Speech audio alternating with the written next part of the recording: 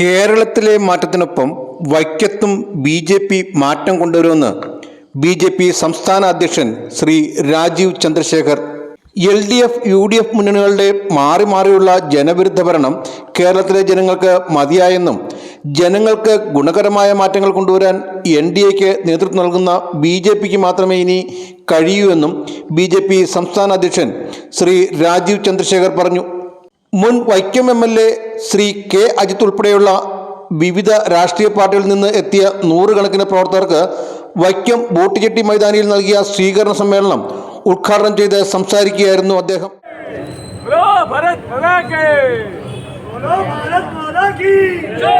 ഈ വരാൻ പോകുന്ന തെരഞ്ഞെടുപ്പ് ഞാൻ കൂടുതൽ സംസാരിക്കുന്ന ആളല്ല, പക്ഷേ കുറച്ച് കാര്യങ്ങളും കൃത്യമായി ഞാൻ പറയാൻ ആഗ്രഹിക്കുന്നു.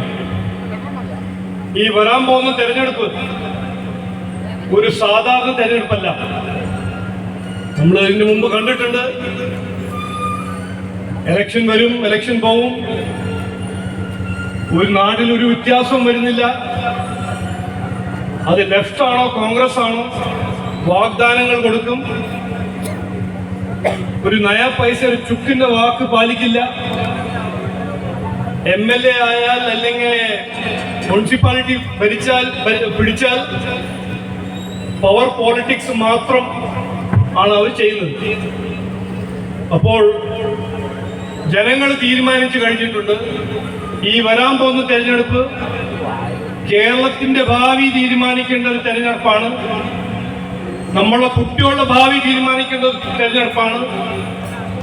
നാടിന്റെ ദിശയും ദശയും അതുപോലെ തന്നെ പോണോ, ഒരു പുതിയ ഡയറക്ഷനിൽ പോണോ തീരുമാനിക്കേണ്ട തെരഞ്ഞെടുപ്പാണ്. ഭരണ തുടർച്ചയെന്ന് LDF പറയുമ്പോൾ സംസ്ഥാനത്ത് 55% ജനങ്ങൾക്കും കുടിവെള്ളം പോലും കിട്ടുന്നില്ലെന്നും സമസ്ത മേഖലകളിലും പിന്നാക്കാവസ്ഥയാണ് ഇപ്പോഴുള്ളതെന്നും എല്ലാം ശരിയാക്കുമെന്ന് പറഞ്ഞ് അധികാരത്തിലേറിയവർ അഴിമതി മാത്രമാണ് നടത്തുന്നതെന്നും അദ്ദേഹം അഭിപ്രായപ്പെട്ടു. വൈക്കം മണ്ഡലം പ്രസിഡന്റ് MK മഹേഷ് അധ്യക്ഷത വഹിച്ചു. വൈക്കത്ത് വന്നാൽ അദ്ദേഹത്തിന് വഴിതെറ്റാതെ അന്ന് സത്യാഗ്രഹത്തിന്റെ ഓർമ്മകളോടൊത്തുന്ന അദ്ദേഹം കടന്നുപോയ വഴികളിലൂടെ അദ്ദേഹത്തിന് എല്ലായിടത്തും എത്തിച്ചേരാനായിട്ട് സാധിക്കും. അത്രയ്ക്ക് വികസനം മുരടിപ്പുള്ള മണ്ണ വൈക്കം. അന്ന് മഹാത്മാഗാന്ധി വന്നിരുന്ന അതേ ബോഡിയേറ്റ് ഇന്നും നമുക്കുണ്ട്. അന്ന് മഹാത്മാഗാന്ധി വന്നിരുന്ന അതേ ആശ്രമം അവിടെയുണ്ട്. അന്ന് മഹാത്മാഗാന്ധി വന്നിരുന്ന ആ ഒരു സെന്റ് കിണറും അന്ന് അതേപോലെ നിലനിൽക്കുക.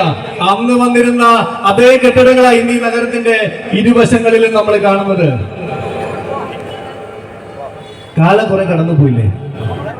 നിയമസഭാ തെരഞ്ഞെടുപ്പിന് മണ്ഡലത്തിന്റെ ചുമതല വഹിക്കുന്ന Karnataka state general secretary Shyamala S. Kunder, BJP.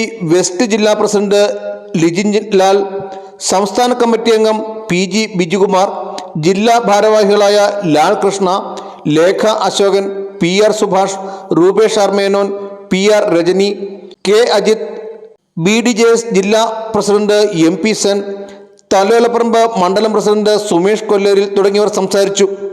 വലിയ രീതിയിൽ ആഗ്രഹിക്കുന്നതിൻ്റെ ഒരു ഉത്തമ ഉദാഹരണമാണ് വൈക്കത്തെ വിവിധ രാഷ്ട്രീയ പാർട്ടികളിൽ നിന്നും, പ്രത്യേകിച്ച് ഇടതുപക്ഷ ചിന്താഗതിയുള്ള പാർട്ടികളിൽ നിന്ന് നൂറുകണക്കിന് പ്രവർത്തകരാണ് ഇന്ന് ഈ മഹാസമ്മേളനത്തിൽ BJP അംഗത്വം.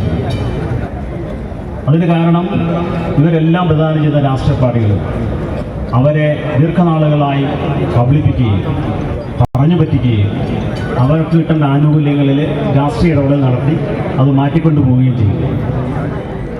അത് കേരളത്തിൽ അങ്ങോളം ഇങ്ങോളം പരിപാലിക്കുന്നതിൻ്റെ ഭാഗമാണ് കേരളത്തിൽ നിരവധി ആൾക്കാർ ഇതിനകത്തേക്ക് കടന്നു വരികയും ഒരു മാറ്റത്തിന് വേണ്ടി കേരളം BJPയെ സ്വീകരിക്കണമെന്ന് അഭ്യർത്ഥിക്കുന്നു.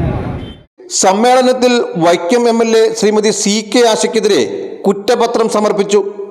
സമ്മേളനത്തിന് മുന്നോടിയായി വൈക്കം ദേവസ്വം ഗ്രൗണ്ടിൽ നിന്നും ആരംഭിച്ച റാലിയിൽ ആയിരക്കണക്കിന് പ്രവർത്തകരാണ് അണിനിരുന്നത്.